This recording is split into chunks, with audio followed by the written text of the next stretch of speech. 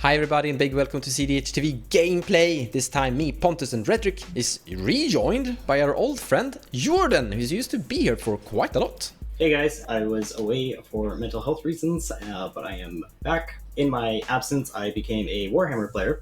I traded in my cardboard for plastic, and I have had some success. I am currently the #1 Tyranid player in Canada, and I believe I'm like 7 or 8 in the world right now. I have joined a Warhammer team called Mid-Table Tactics. We have a YouTube channel, so if everyone who watches this video could go and subscribe, that would be lovely. Also, if you are interested in Warhammer content, I will be streaming my games online on the Mid-Table Tactics YouTube channel or my Twitch channel, twitch.tv/fighting. So if you go and subscribe there as well, I would super appreciate it. So today I am playing Raktos ob Nixilis. This is the typical ping 1 damage to opponent's faces. We have things like Firebrand Archer, Disciple of the Vault, Mayhem Devil, Orcish Bowmaster, a great card inside this build, and then various ways to score a cool victory of the typical Grixis sort.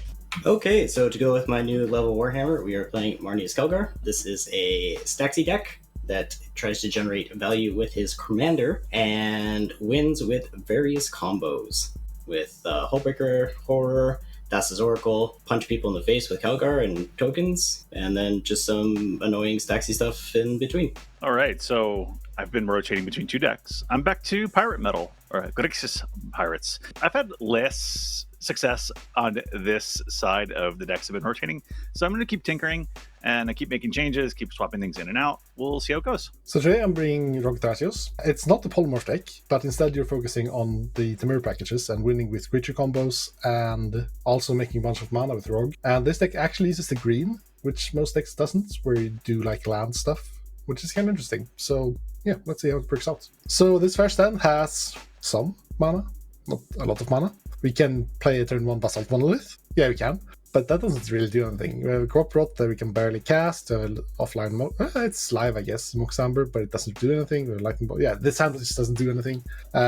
Maybe there's like a Thrasios grind plan here, but yeah, that's not good enough. We want more mana or an actual game plan. So let's go to second summon. I really want to cast Azatali, but this hand doesn't really do it. We do have a bunch of lands, playing 4 lands in a row, and then hoping to get to playoff. That's not good. We have no acceleration, we have a Candelabra, but we have no ways to make the Candelabra actually live or make it like gain mana for us. So yeah, let's go to 6. This hand is the most interesting hand so far, but not for a good reason. Because what we have here is we have a turn 1 Birds into turn 2 Phyrexian Metamorph. I know that Nixilis decks tends to play their commander turn 1, and Nixilis is a pretty good value engine. So that's almost something we could play around. But I don't think that is something we actually want to play around. Like we could, but is it that good? Maybe if there were more things to trigger him at the table. Now it just kind of fetches. I guess Marneus have some things that do 1 damage to themselves. But like if no one plays a commander by my turn 2, so their turn 1, this hand just doesn't do anything. We just play Thrasios and hold up Red Blast. Or I guess Red Blast / Crop Rot. But like that's not that great. So yeah, I'm gonna look for something that does something better than just hopefully cloning something turn 2. So let's go to 5. So I think we're gonna keep this hand. It's really weird, and having 1 card more in hand would make it a lot less clunky. What we can do with this hand is basically just get out 3 mana turn 1 into a Muscle Tutor for a Time Twister. That's not great, but since Temur doesn't really have that many tutors, I feel like it's kinda our best choice, because like in another deck you could like do something like keep land Imp Seal and get a fish. Like that's always a good hand to have in like a Grixis space deck or like blue-black, I guess. But we don't really have those alternatives playing Temur, and this at least makes some mana, and we do have like some synergy going with the wild growth on a basic forest. So if we draw into like an Earthcraft, that's a bunch of mana later in the game. We're probably getting rid of Springleaf Drum and putting Cloudstone and Snap on bottom. So yeah, I feel like mulliganing here is a huge risk of punishing us harder than we have payoffs. So yeah, I'm keeping this hand. I'm not super happy, but I'm not sad either. So yeah, let's keep this. Let's see what happens. This hand is something. It's one of those hands where it has cool things like Ragavan and others, but this land taps or comes in tapped. Watery Grave would just mean I'd sit back and hope to get something like use Swan Song. I could play Mana Vault, I can't really do much else except pass the turn. And I could run the risk of getting mental misstepped by at least 2 opponents. Either way, so I don't know. Like, if I could put Ragavan in on turn 1, I would. I don't know what's on the top of my deck, so I'm going to go ahead and pitch this one. I do have better options with this one. I mean, with Spellseeker, I can fetch up something interesting. It's hard to pass on a Jeweled Lotus when you have it with Malcolm, because he can come in and turn 1, that outpaces some of the other folks who are playing. I also have Deflecting SWAT, so I have some backup there. If I'm trying to use something with Spellseeker later on, Notion Thief, it's a little questionable, but given that our pod likes wheels and things of that sort, maybe it's not a bad thing. So I'm going to keep it and go ahead and pass it Jordan. We got One Piece, we got some nonsense, we got Enlightened Tutor for either, but we only have 1 mana and no fast mana, so we're shipping it.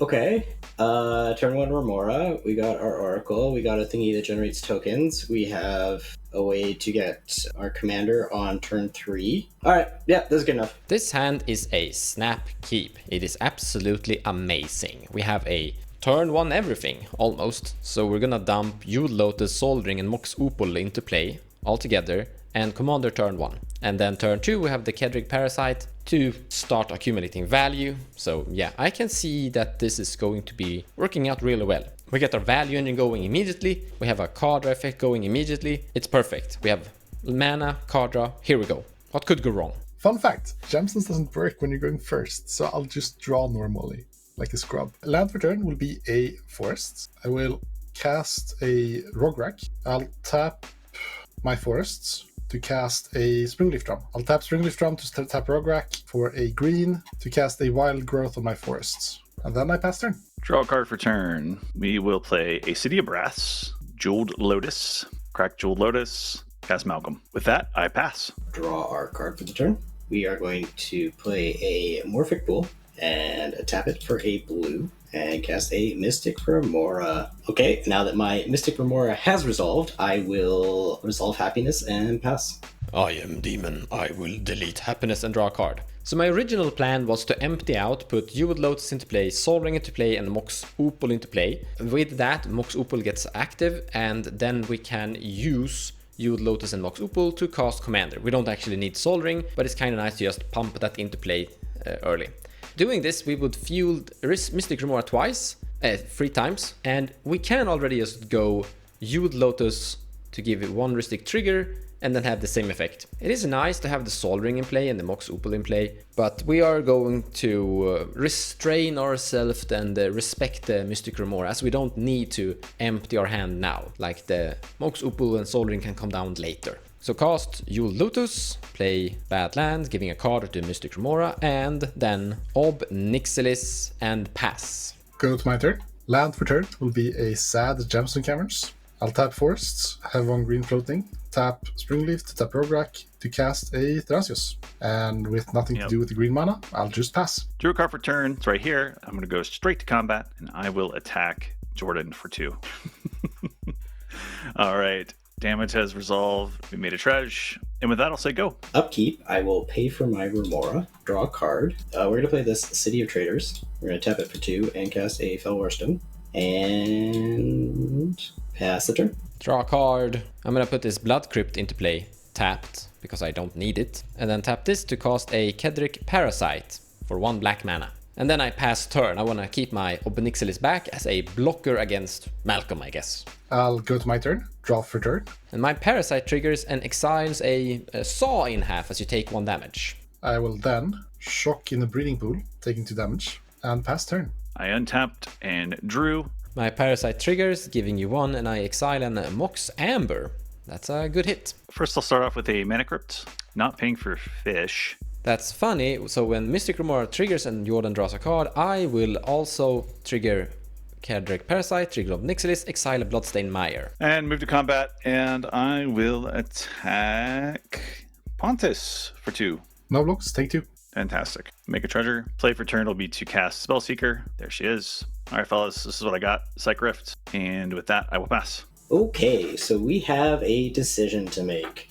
So we can either ditch Mystic Remora, and then we will be able to put Calgar into play. But we have no payoff for Calgar, currently. So I would have to wait a whole turn in order to actually do something relevant with him, which seems bad, but we won't be able to put a land in turn because we're going to lose our City of Brass. But I think what we're going to do is we're going to use City of Brass to pay 2 for Remora to just hopefully draw a few more cards, because we don't have very much interaction other than this Touch the Spirit Realm. We're going to cast one of our payoff cards for Calgar, and then we'll play Calgar the following turn.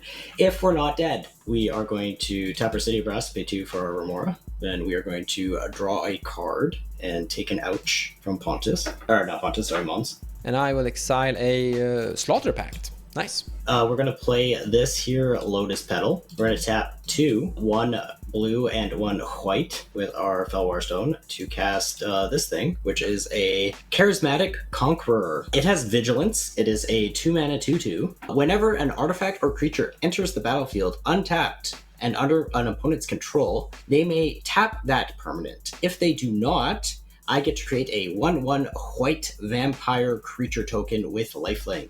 And with that, I will pass the turn. Draw a card. Time to have fun. Play Bloodstained Maya from exile, sacrifice it, finding a swamp, as I already have like Badlands and Blood Crypt. I'm going to cast Mox Amber. This is going to trigger the Mystic Remora, giving Jordan a card draw, triggering Cedric Parasite, giving me a Nixilis trigger, exiling a... Okay, we found Grape Shot. That's fun. We're gonna leave that to the side. We're going to be playing... And Jordan, you also get a token from my Mox Amber with your strange something new creature. Then we're going to tap this, cast a Soul Ring, triggering Mystic Remora to give away a card draw to trigger my Cedric Parasite, exiling a... That's a good hit, Dockside. Now I like my Cedric Parasite, so we're going to saw it in half, creating 2 Cedric Parasite. Using Saw in half to basically destroy my Cedric Parasite and create new 2 tokens. This is going to trigger Jordan's thing over there, but also triggering the Mystic Remora. My original Cedric Parasite is still in play when I cast Saw in half before it resolves, so he will take another damage and I will exile yet another card. Pyroblast. So now we have 2 Cedric Parasites to play. We're going to play Mox Opal that is active from Mox Amber, Sol Ring and Mox Opal, triggering Jordan's Mystic Remora, giving him a card draw and triggering 2 Cedric Parasite, exiling 1 Mount of Doom and 1 Talisman of Indulgence. Next one is Dockside Extortionist, casting this thing. So I will be generating 6 treasures and Jordan will be generating 6 vampires. Then we're going to cast Disciple of the Vault for 1 black mana. Whenever an artifact is put into a graveyard from battlefield, you may have target opponent lose 1 life. So whenever I sacrifice one of my many treasures or one of my opponents sacrifice a treasure, it triggers. I am going to attempt to mental misstep the Disciple of the Vault. I'm going to respond by sacrificing a treasure. Disciple is not yet in play, and cast the Pyroblast that I exiled earlier with my Nixilis. Not paying for Mystic Remora, you can draw 1 card. As you draw 1 card, I will trigger Cedric Parasite, you take 2, and exile a Lightning Bolt and a Lotus Petal.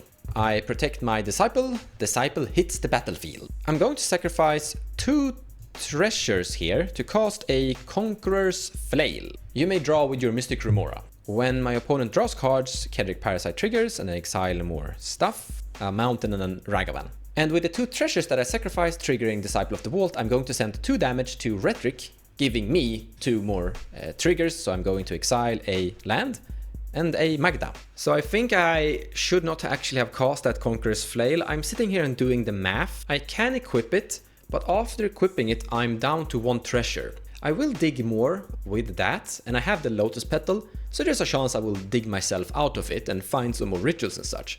But there's also a chance I will actually get stuck here. Now first and foremost, I'm in a very good position, like I'm winning this match probably even if I pass turn. But to play optimally, observing my opponents, maybe I don't need the Conqueror's Flail. I already know that there's a Cycrypt in play, or in hand on Redric's side, so my Conqueror's Flail, he will cast it in response to me equipping. Pontus doesn't seem to have an interaction, he would probably do something at this point. And Jordan is tapped out, he's used his mental misstep. Jordan is the only problem. I consumed my Pyroblast to protect Disciple, not to destroy the fish. He could draw into Mindbreak traps, he'd Force of Bills, You know what? You know what? We have a solution to this. We're gonna kill Jordan. Now we don't have commander damage lethal yet, so we're going to give Jordan some more cards. Sacrificing 2 more treasures, dealing 2 more damage to Rograkh, exiling 2 more cards. Those are gonna be Cooling the Weak, that is actually really good, and Reckless Fire Weaver. And when Jordan draws a card, Cedric Parasite triggers exiling land and Ad Nauseam. We don't have the mana for Ad Naus, but it's good it's there. Breach resolves, and now my Nixilis is a 21 power attack, so I'm gonna swing commander damage lethal at Jordan. Punch goes through, and Jordan is dead. I am dead. I'm going to begin by casting a Lotus Petal. And honestly, I kinda miss Jordan right now with his Mystic Remora. I would have gained 2 more cards from my deck here, but the risk of Jordan eventually drawing into like Mindbreak Trap is too big of a deal, in my opinion. Then we're going to sacrifice my Lotus Petal, send it to the graveyard, and cast Cooling the Weak, sacrificing my Dockside Extortionist, sending that one to the graveyard as well. I sacrificed a artifact, or an artifact went to a graveyard, so we're going to ping Rograkh once more.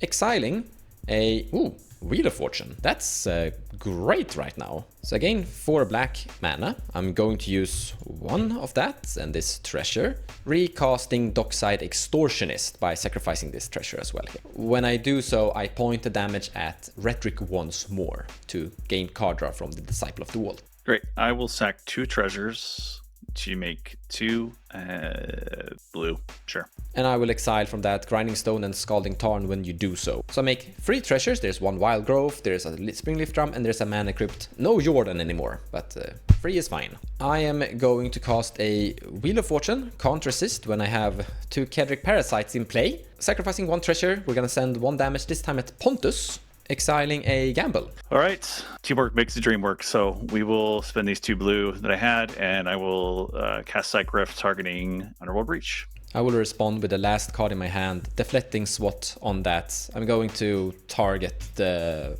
Rograkh, I guess. No, Thrasios. I'm targeting Thrasios. We're not targeting Springleaf Drum. We need that one.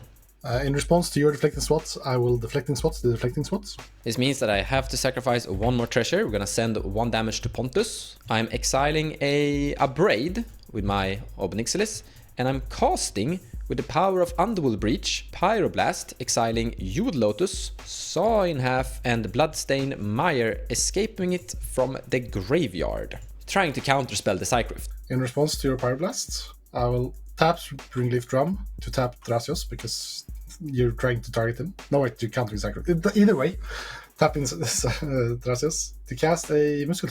I'll put the Mindbreak Trap on top of my library, and then I'll tap forward to activate Thrasios. I will scry, I'll put that on bottom, no.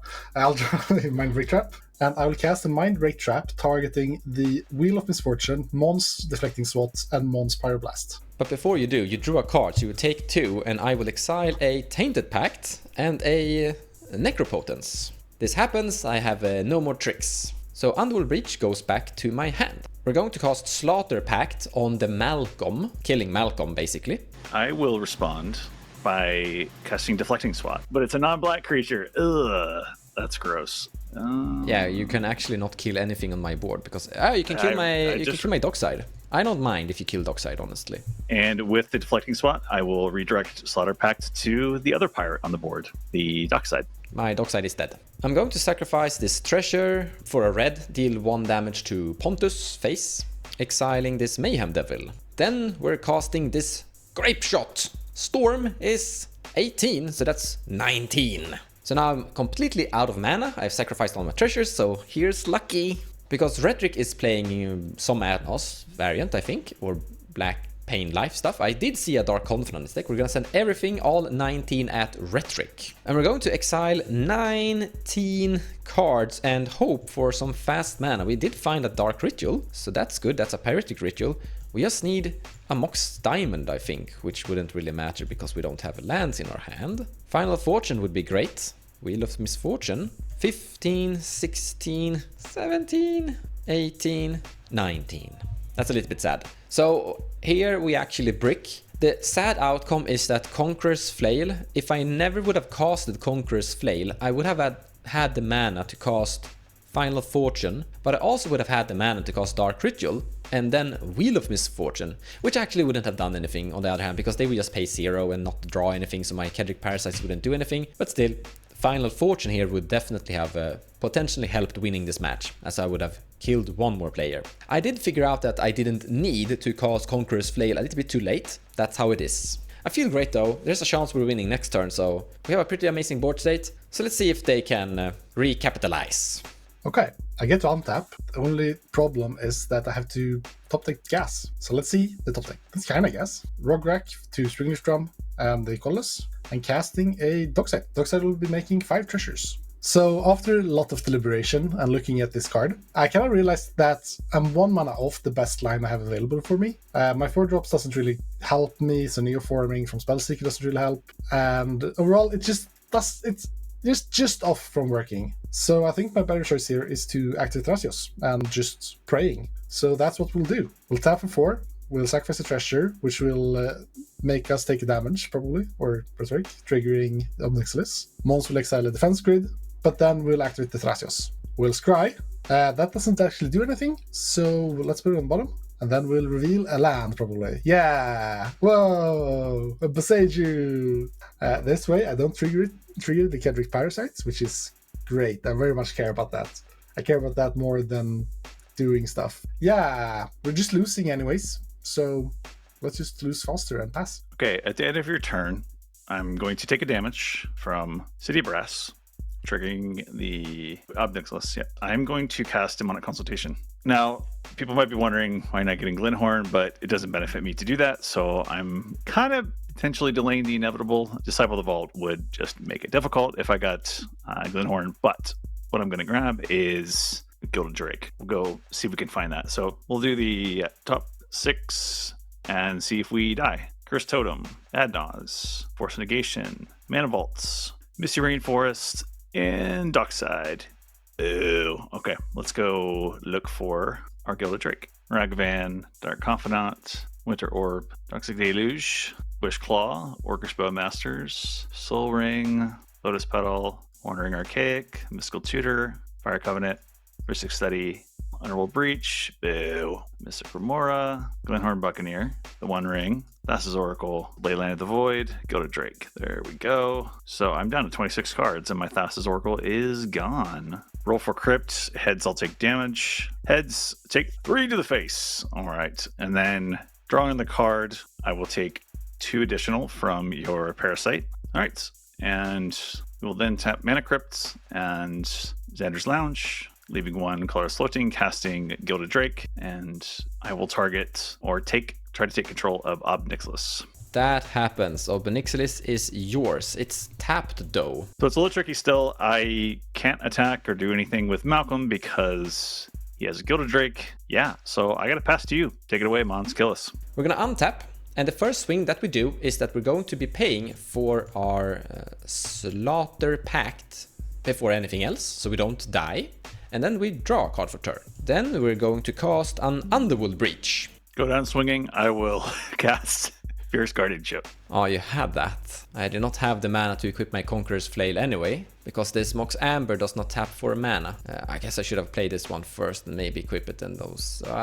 My bad. I did not expect you would have anything, and I did expect that I would need the mana. So yeah, you got it. It's counterspelled. I'm gonna play this Lion's Eye Diamond. We're gonna sacrifice Lion's Eye Diamond, sending 1 damage to Rhetoric with the Disciple of the Vault. No Ob Nixilis trigger though. And also discarding the Sensei's Divining Top to the graveyard. Finding an Orcish Bowmaster and casting the thing. On ETB, we will deal 1 more damage to Rhetoric, sending him down to 3 life remaining. And here I am attacking at the Rhetoric with my Gilded Drake, because I can.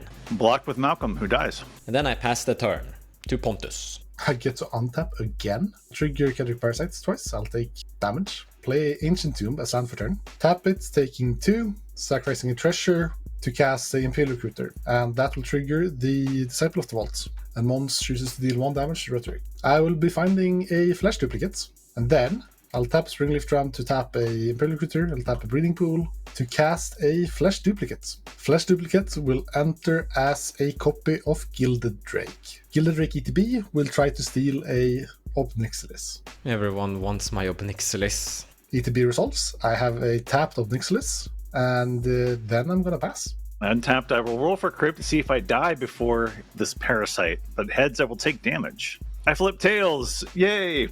But because of the parasite triggers, I will die. So good game. Yeah, that will trigger a nixilis twice, and I will exile the top 2 cards from my library, and they will be a crop rotation and a Relic of Legends. Then, because Rhetoric dies, the control changing effect of Gildrick will end, and I'll get back my Gildrick. I gotta confess, this is not looking hot anymore. It was looking amazing, now bad. So we need to top deck something busted. That is not disagree. busted. We were really close at actually winning this match by killing Rhetoric, gaining back the Nixilis, and then go to combat and kill Pontus with a flying 40-40 trample. He can't stop that. I don't have a way to kill Pontus this turn, even if I attack with everything I have. If I pass turn, he attacks me and he kills me with something. Nixilis has trample, so it will fly through this little Gilded Drake here. So I concede. Congratulations winning with my commander that I pumped up for you guys. I guess Gilded Drake is good. So I ended up winning that game, forgetting about Gemstone not working going first. So my whole strategy just didn't work. But apparently the deck is solid enough to just draw into the things you need, given 7 turns. Now, And also, 5, but sure. yeah, you know, 7 turns, 5 turns, they feel the same. But also, it was kind of interesting during Mon's Storm turn there, how long both me and Rhetoric were able to sandbag. I actually don't think it was that hard of a sandbag, which Mons made it sound like when he talked about us, because it was more like a death out of 1,000 cuts, and countering any one of those cuts wasn't really that high impact, which is why I never did it. Also, I had to spend my only action to find the counter, which doesn't feel that nice. But still a pretty interesting turn. I kind of almost disagree. So going into that turn, I saw a lot of really good cards and a Grape Shot. So my plan was basically to Fuel Storm, cast Grape Shot, and feel awesome. During the entire dig, we were starting to hit like, okay, look at this, we're winning the match. We're finding Underworld Breach, we're finding the package, we're done. And we have a lot of mana. And I even had protection, like a Pyroblast from Graveyard together with Deflecting Swats. So I don't know. I felt like I was getting so much value, similar to how you would potentially view a heuristic study. Like sometimes you counter or remove a heuristic study from starting to become an engine. It really felt like it could have been needed to put a cog in the wheel and stop the engine earlier, I think. Yeah, but the problem is, like, if you look at it, it's first you saw in half the Kedrick Parasites. That's like not great for me, but it's not that bad. Then I think the next interaction point was Dockside, which Dockside is not that great, but it's like, it isn't that horrible because I still rather counter the payoff than the mana in that position, I think. No, I'm thinking about bouncing Nixilis back to my hand at one point. Yeah, but that's not what I could have done. Yeah, but you could have collaborated on it. Like, I'm thinking Rhetoric maybe should have done it, and there's definitely a chance of like collaboration against trying to make my turn there, because I was clearly creating a huge board state I would win the match now or later. Yeah, but like I kind of trust Jordan to have interaction. He didn't, which that's what happens, of course. Yeah, well, that's also why the breach resolved, because I just assumed Jordan had something. Then he passed, and I was like, oh no, my mind trap. But like, I can agree with maybe using Cycroft earlier, but I actually don't think you need to. Because I had Autowara in my hand, I wasn't worried, because you were talking about, I have this Pyroblast, and you knew that I had the Cycroft, so it was worth just sitting. And then once you were starting to like suggest that you weren't going to be coming my way, I'm like, okay, I'll keep holding it until the last possible second. And then it ended up being useful once you had already killed an opponent, and then you were trying to do something with Underworld Breach. My plan was even later on, like if you wield, or if the wheel didn't get countered, to actually use it to put Underworld Breach back in your hand and then wheel it away with Underworld. So it was kind of one of those things where I had at least 3 cards in my hand, 2 of which I could use at any point. So I was kind of just okay to sit. It has its problems, but ended up being fine with me. I think you could summarize it like this. It's one of those damned if you do, damned if you don't situations. It's very hard to say what you should and shouldn't. Well, guys, it was fun to be back, even though it didn't go too well. But if you've missed me and want to see more of me, I play a lot of Warhammer now. So if you're into that, I play on a YouTube channel called Mid-Table Tactics, and I'll be streaming on Twitch at twitch.tv/fighting. If you could follow both channels, that would help us a lot, and I would really appreciate it. That's it for this time. Take care, guys. See you in the next one.